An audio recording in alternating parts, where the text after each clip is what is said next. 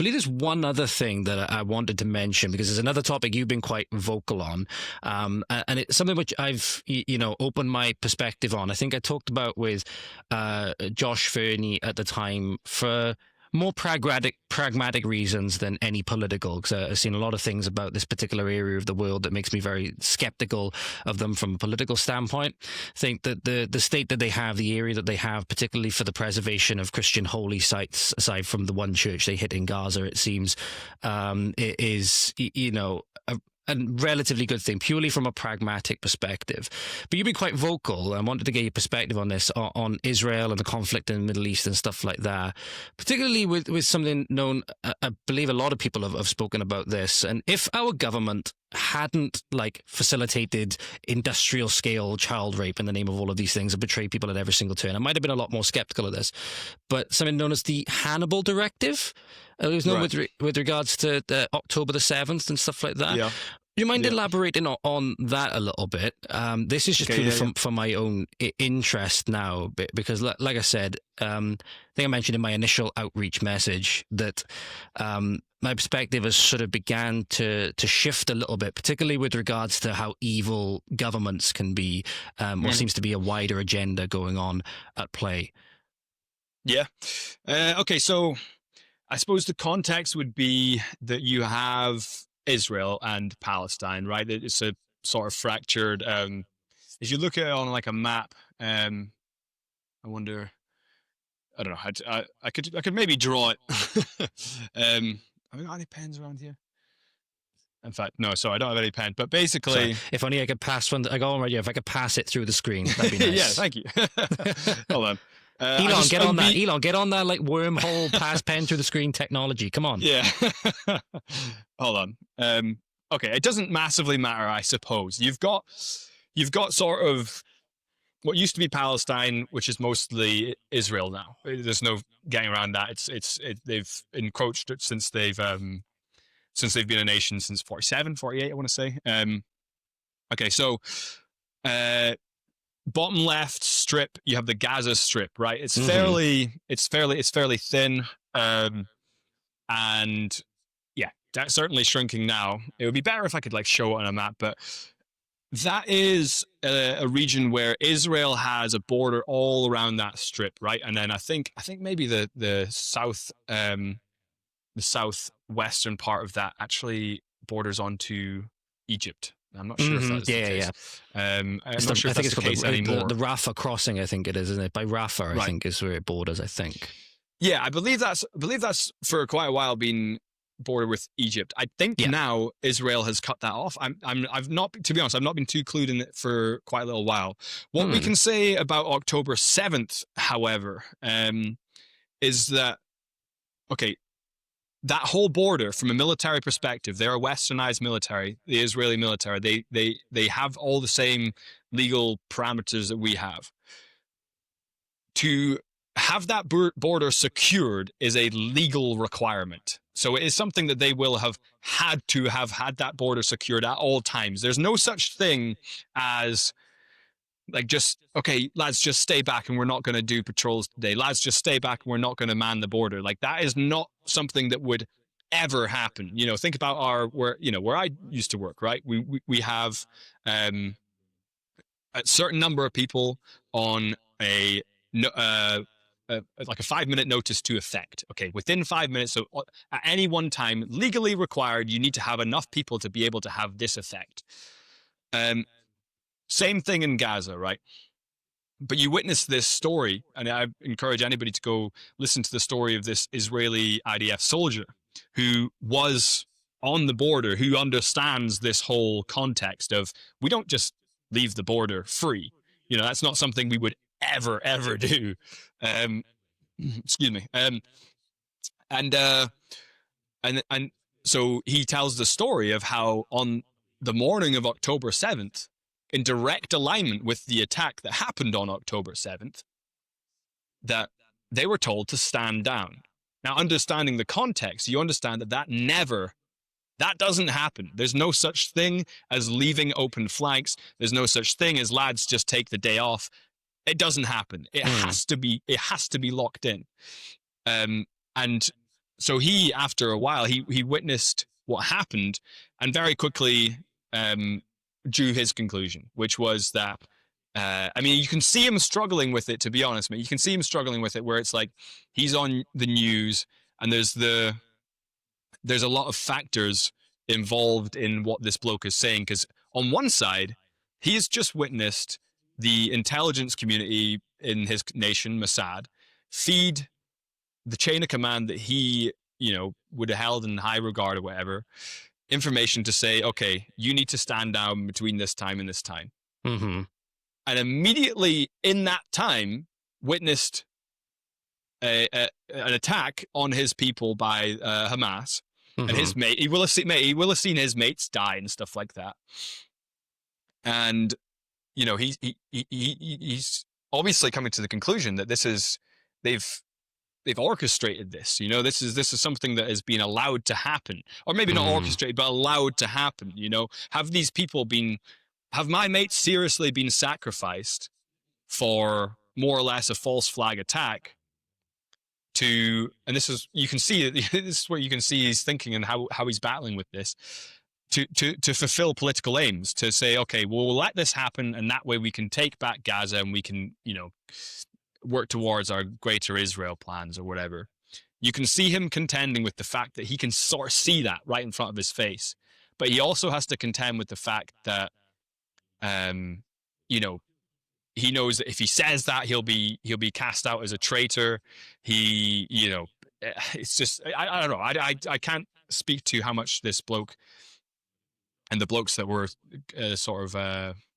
giving their accounts. I can't imagine how that feels to know that that's happening. We're kind of getting in a tangent into this individual guy, but what happened was, these people were told to stand down, and there was a huge amount of the people on that border that were killed.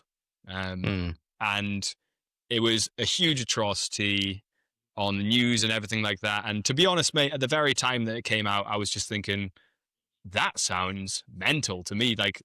So you're telling me the IDF just took a day off and somehow didn't know that Hamas was going to do this?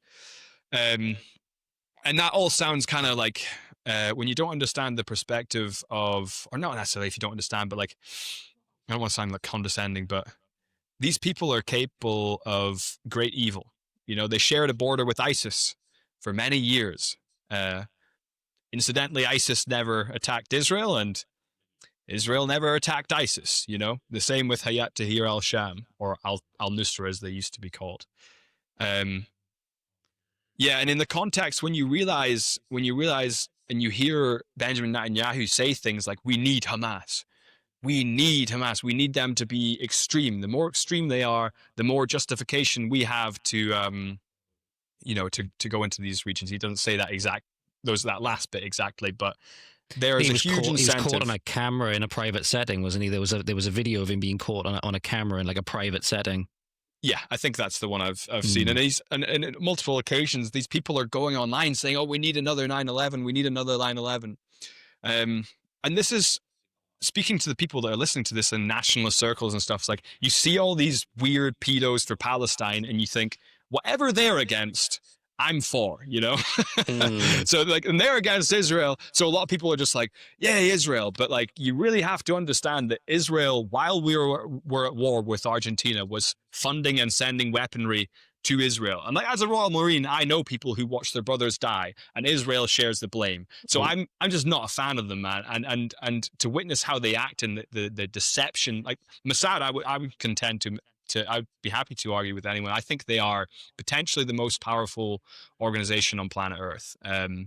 Mossad, they because of their complete and utter lockdown of the demographics of that organization, and the influence that they have over America, and how that can, even though they're smaller, it's a smaller nation, they can actually leverage their power incredibly well. We talk about it, but kind of speaking tangentially though, mate, but that's more or less an overview of the situation as a whole, and why I think that these Israeli soldiers are telling the truth as to what happened on that day. And that's one of the things that I realized, which before October the 7th, I didn't initially know too much about the history, back when the British had the mandate, and the sergeant's attack, the sergeant's Sergeant's Affair, sergeant's affair, King David Hotel, arming Argentina during the Falklands, and that's when we realized, oh, okay.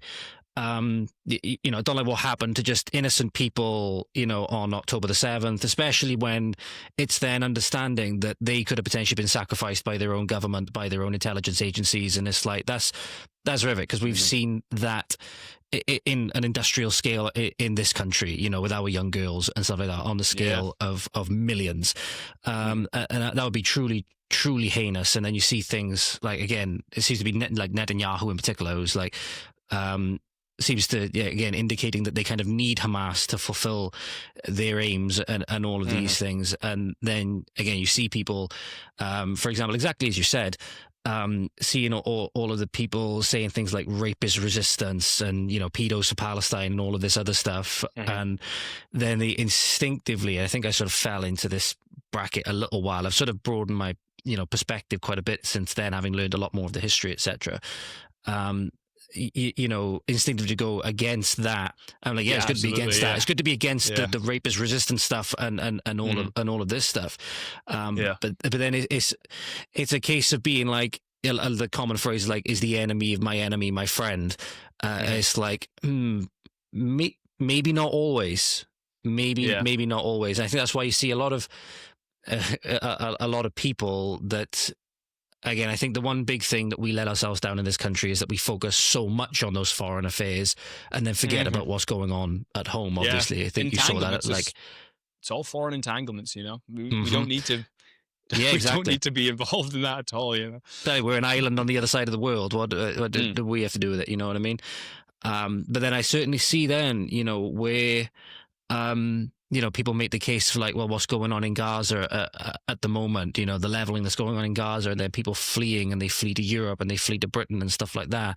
Then people are saying, well, if this war wasn't progressing, or if it, luckily, I hope that the peace terms that have recently been agreed, I hope they hold, obviously, because nobody wants to see children get killed. Obviously, nobody wants to see any more of the destruction. I don't think. No. You do see some psychos that going about saying that, oh, I don't care how many children die in Gaza and all of these things. Yeah, it's crazy. I'm like, you got to get to a certain point. Think about what you're saying, Yeah, exactly. It's and that's why most people that feel sorry for the children in Gaza as well, for the people that protest against Hamas, for the environment that they're growing up in. It just seems that none of the people in that area have a good outcome. It seems just a regular person in that area, like you and me. And I just can't. I do have a heart for those people, especially the children that get indoctrinated into this from a young age, and they basically used as like child soldiers and fodder and stuff like that. It's truly awful. But then, as you mentioned, or rather, as I was going on to, you have the war going on. They're being displaced. They're being sent over here to Europe and Britain and so on. And our politicians, again, that's why I think we have to hold our politicians to a big thing, to higher standards and to what we need them to do. They're all eager to welcome in these people at the expense of our own. And it's like, oh, hang on, how is this all how is this all interlinked? And are people that we are being told are allies actually our allies? But then I think that also doesn't mean necessarily then that the person that they are in conflict with is our enemy. I mean, it just seems as though neither of them, best I say, at least the governments of these areas, neither of them seem to be our friends. And obviously there's a lot of historical grievances that go back, 80, 100 years as well. I mean, as far as I can see it, man, the Israeli right wing destabilizes Africa and the Middle East, and the Israeli left wing promotes for open borders so that they can be taken in here. And it's like a pincer movement. And we just don't need any of it. Do you know what I mean? We don't need any of that, man.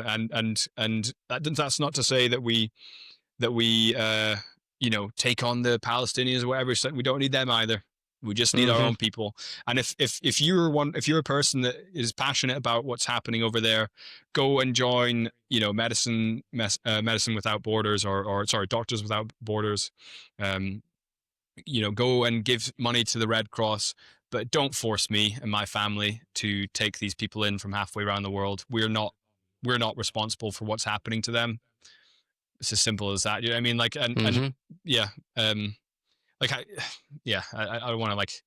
I feel like in some of these questions I'm like giving like soapbox answers, but um, that's more or less my thoughts on that one. I have a little more in depth of what I'd like to say about like Gaza and Palestine as a whole, but yeah, it's interesting to hear you change your sorry, yeah, just look into it more and see yes, come up with different conclusions, I suppose. Yeah, because I see how dogmatic people get about it, and I see how close-minded people get about it. And I'm like, well, no. The evidence for the strongest viewpoint, the evidence will stand on its own merits of whatever people say, and it's up to people then to make the case for so on. And then it seems then is when people start lying on both sides, like I saw. Again, with the atrocities that were going on in Gaza, there was a video that came up on my X feed, and it was, I believe it was a mother that had her 2 kids in the frame, and they had a donation QR code thing on there, but it was clear that they were using a filter to put these scars on the kids' faces, because then they moved the camera in a certain way, and the scars disappeared and transferred over to her face, and then came back. And I'm like, when you see things like this, I'm like, yeah. And I'm like, it just damages their own cause, and that's when there's so many lies that are told. Like, it seems that there was a lot of lies told about 9/11. It seems that there was obviously countless lies told about the nature of, or rather cover-ups, lies that were involved in cover-ups of rape gangs and all of these other things that directly stem from things like mass immigration and all of these other things. When those lies are being told, and it's just lie after lie after lie after lie, it makes it so difficult to get to the truth. And I think a lot of people, like me, for example, just want to get to the truth of the matter. And when things get so politicized, it makes it so difficult. That's when you realize how crazy it is, man, when you just, all you're trying to do is just get to the truth. Exactly. And they come after you anyway, But, yeah, exactly. And then you end up seemingly getting it from both sides. The most hardcore on the Israeli supporters will call you an anti-Semite if you even so much as say anything negative about the leadership. I mentioned there, like, again, Mossad being one of the most premier intelligence agencies all across the world, very feared and respected name, right? And they just drop the ball in this way when you've said from your experience, for example, which is again quite valuable. You've said that there's no good reason for that border not to be staffed adequately. That's just not a thing. Like, I'm sorry, that's not something that would ever happen unless there was some huge emergency, like whether they were going up north or whatever. I don't know, they had a skeleton crew, but standing down, no. And again, when we've been told that the threat on then Israel's border is so great, it's threatening the entire state of Israel and every Jew that lives there, obviously, and every Arab that lives within the state of Israel as well, I would imagine. But then you're just gonna stand down. Yeah. I mean, I would encourage anybody to listen to that bloke and see the pain in his eyes and the conflict of interests that he's like, oh, I can't say anything bad about my own people, but at the same time, like, oh my God, I've just witnessed this. But for me, man, I've paid a lot of attention to a lot of conflicts over the years. It's very easy these days with social media, with things like Live UA Map. I don't know if you've ever used that before. No, I've seen that. So Live UA Map, I think it's Ukrainian, and it was, it could be accused of, hiding certain stories and things and giving potentially a more pro-Ukrainian look in that war in Ukraine. But it was originally made for like earthquakes and things like that. So people would be able to post pictures and geotag them and say, this happened here. Okay. But then it eventually just became about wars. So I started looking at Syria, into the Syrian war. And this was a very radicalizing thing for me when I realized that everything we were being told about the Syria war was complete and utter tat. That these moderate rebels that we were being sold as moderate rebels were actually almost completely non-existent. Even where they were existing as the Free Syrian Army or whatever, they were being propped up by foreign money. And you can see it now where everything I said in the past that people used to challenge me on, you can't challenge me on it anymore because the whole country is now owned by Al-Qaeda, who they used to be called Al Qaeda in Syria. Then they changed their name to Al Nusra. Then they changed their name to Hayat Tahrir al Sham, and now they own all of Syria. And just to see that whole thing be you can basically a gunshot can hardly go off in Syria without it being posted on this site. Same thing for Israel though. And what I was for a short period of time just running a sort of like open source and intelligence thing. Like I just wanted to potentially make that like a use my understanding of these conflicts to put together a picture of what's going on day to day, minute to minute, and geotag it. And what I saw in Israel and what I saw in Gaza was just horrible. And I know it's like people don't want to say it's a genocide because you just have all these like Greta Thunberg types and nobody wants to be associated with that. But what's happening there every single day it's just a massacre every single day, man. Like they're massacring kids and children and yeah, it's not just a case of like, oh, well, Hamas are hiding behind kids. It's like, nah, man, you guys are flattening. Look at Jabalia in northern Gaza. It's gone. The whole thing's gone, man. Like, and people say, oh, but there's restaurants that are open in Gaza. Yeah, there's some bits in southern Gaza that aren't as heavily affected. People are making their way through this thing, but it's not, it's not left wing to look at like hundreds of pictures a day of these kids being blown up and their limbs everywhere and stuff like that. They're real pictures, and Israel really tries their best to influence social media to post these, like that video of the one that you said with the woman who's got the fake scars and stuff. They will massively blow that out of proportion. When in reality, what's happening every single day, man, is just like, it's brutal, and it's kids and it's women, and it's like, I don't care who people think I'm getting lumped in with. It's not good. Do you know what I mean? I get that. From your experience as well, you mentioned that there's obviously a lot of humanitarian zones in Gaza and stuff like that. If you were to look at these, let me take my throat a minute. Look at these like humanitarian zones and stuff like that. If you were to look at these areas, would you then perceive them based on how you saw like your experiences in Africa and those kinds of things? Are these like genuine people who really need the help in these areas, or some people will accuse them of being like a front for, so like as you mentioned, like a front for weapons and so on. What's your perspective of like these humanitarian zones of when like I think there was one a good while ago. I think I saw it on Piers Morgan's show.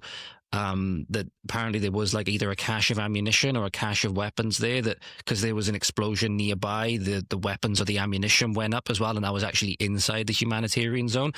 What's your perspective on those in particular, if you don't mind me asking? Yeah, it's like, I'm not here to paint a picture like the Palestinians or some like.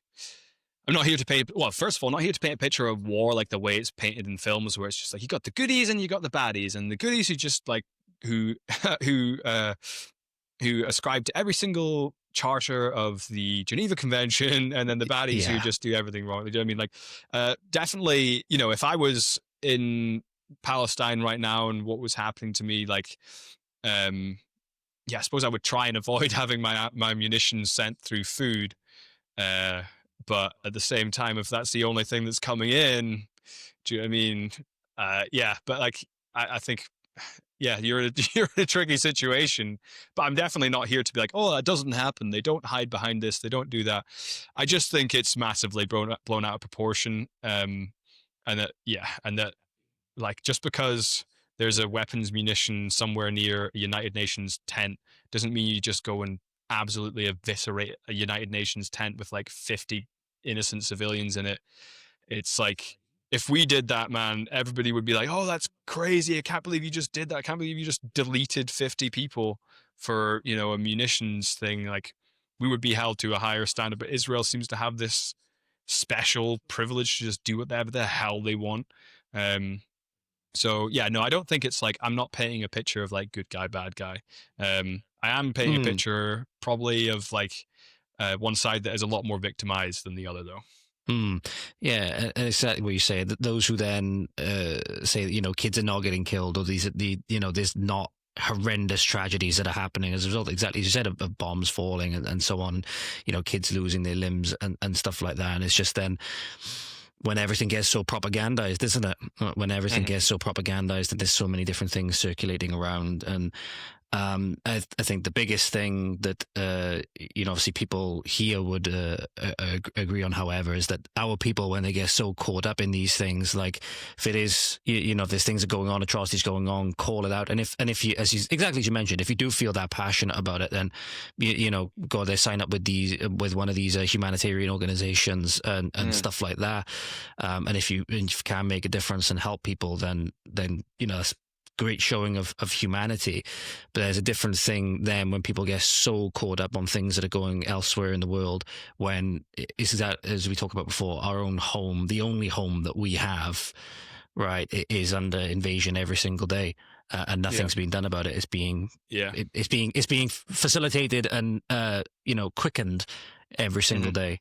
If you enjoyed that clip, then make sure to go on over to the Voice of the Valleys X page at VOT_Valleys on X. We're also on Instagram at Voice of the Valleys. Be sure to like, share, subscribe, comment, all of that good stuff. Thank you so much, and we'll see you again soon. Godspeed.